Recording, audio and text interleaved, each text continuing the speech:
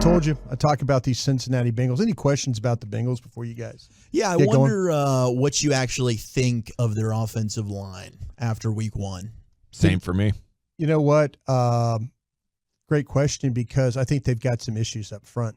I think one of the advantages that you can take are on this offensive line, and they tried to go and buy some pieces and draft some pieces with Ted Karras playing center from New England, Alex Kappa from playing guard from the Buccaneers, Lyle Collins, who they picked up, after he was released, and then Cordell Volson is a kid that they drafted. Jonah Williams is really the only one. He was a first-round pick in 2019. And Lyle Collins, I didn't recognize Lyle Collins playing in that football game. Slovenia's within 4. They're on like a 19-2 run. Trying to claw their way back into this thing. Huh? Yeah. I like that. Luka probably doing a lot to help that too. I think so. But yeah, Lyle Collins, when you watched him play last week, he looked exactly like a guy that had no training camp. Mm.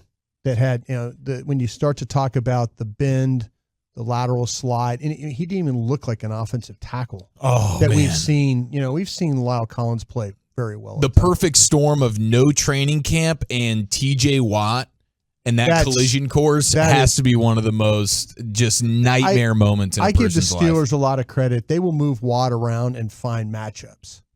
They will move him around, and they had a fish in this one, and it was Lyle Collins in this one. And, trouble moving, trouble bending, trouble extending. So Tank, we'll have Tank on, tomorrow, right? Yeah. Tank Lawrence show. Have him on and be interested to see. They know this guy.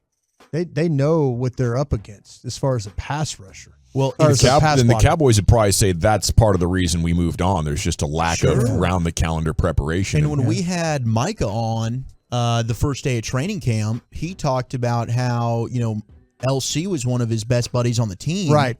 And he was still talking to him.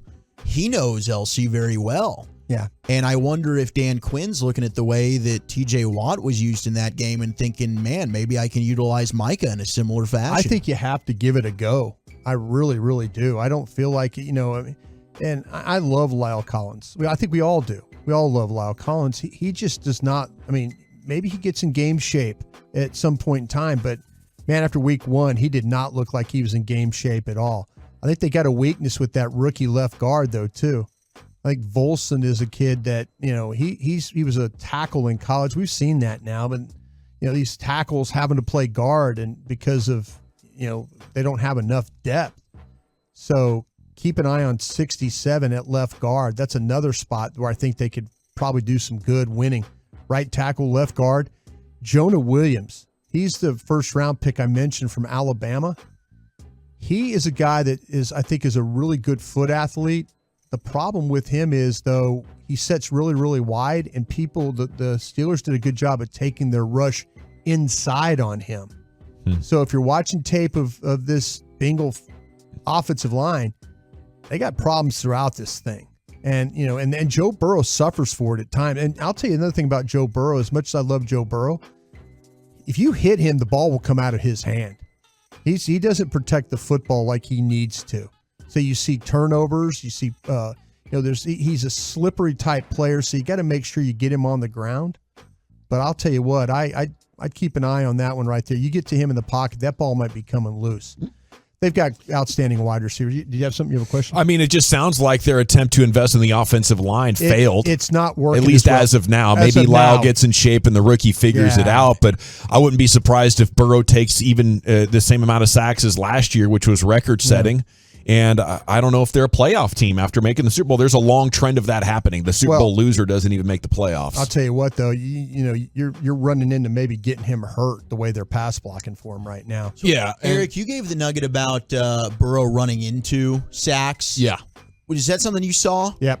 Okay. Yeah. He tries to get away. He tries to get away because he's got a slipperiness to his game. Yeah. But he will move into sacks. which that is a problem. It's the boomer bust aspect of the way they do it, because he also, by buying time, creates a lot of big plays for his wide receivers. Jamar Chase is the one that comes to mind, but you're able to create big chunk plays out of that as well. Sure. And one of the things that stood out was how bad they couldn't run the ball. And I think one thing that we got to consider is the Steelers got a damn good defense. They do. Like, we have to respect that fact as well. But like, they couldn't run the ball at all. They finished Sunday with under 3 yards in terms of like adjusted line yards. That was second worst in the sport. Like, all of the success rates, like, last in the league. Pittsburgh shut them down with their front seven. Yeah. Next gen stats say that Joe Mixon faced the third lowest rate of 8 or more defenders in the box, and they still couldn't run the ball. Yeah, like that's a good sign for the Cowboys. Defend the deep passing play. Mixon was brilliant, though, in the passing game. I think he had like 9 catches. That's the thing about it. Their skill is for real. The skill with Chase. We'll see what happens with T. Higgins this week because he had a concussion in this game. Ocho Cinco's trying to replace him. Yeah. Did you see that? Yeah. Tyler Boyd's a good player, and then they got Mike Thomas, who played quite a bit here. You're right about Mixon, and you're right about Pirine. Those backs can catch the ball. They got skill. Their offensive line, and keep an eye on Hayden Hurst, the tight end that they got from Atlanta. Hayden Hurst is a legitimate player here. Okay, I'm going to flip it over to the defense. I think the thing you need to worry about the most is with Trey Hendrickson, the rusher. He's number 91. He's going to primarily play on the right side, so him and Tyler Smith are going to go at it most of every one of these snaps. They have a linebacker named Jermaine Pratt.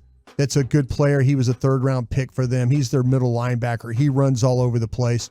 Their corners are guys that we're familiar with. Eli Apple, remember him from back in the day? Yeah. And Awuzie. So Cheeto is those are the two corners. So Apple, Awuzie.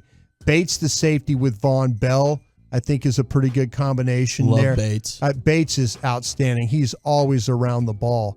But you got to find a way to make sure Sam Hubbard rushes on the other side.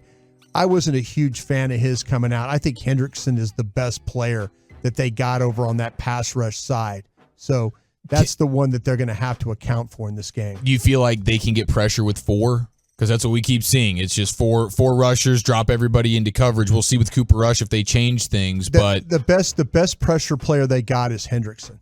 That's the best. So if they try that, if they drop 7 on that, it's like I say, it's a different quarterback right now. Right. Yeah. So who knows how they're going to play that? Right. Yeah. And the Steelers seem to struggle to run the football, but was that more so the Steelers' offensive line, or do you think Cincinnati does have a pretty good run defense? I think Cincinnati's run defense can play pretty well, but again, I think it's more about because the linebacker Pratt was the one that kept showing up for me when you were watching, when they were trying to run the ball. So now it's a matter about getting hats on hats there and making that work.